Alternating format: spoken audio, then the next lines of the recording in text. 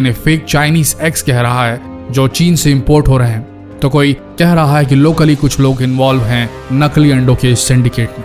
माना आज के इस दौर में हर चीज में मिलावट है, लेकिन समझ नहीं आता कैसे कुछ लोग चंद कागज के टुकड़ों के लिए लोगों की जिंदगी से खिलवाड़ करने पर उतारू। क्या स्वार्थ इतना महत्वपूर्ण हो गया है कि अपनी जरूरतों को पूरा करने के लिए अगर किसी और की बलि चढ़ा दी जाए तो भी जायज है। इन मिलावट खोरों के जमीर जैसे नीलाम हो गए हैं इस बाजार में शौक खरीदने के लिए। आज हम इस वीडियो से खुलासा करने जा रहे हैं कि कैसे बनाए जा रहे हैं ये नकली अंडे।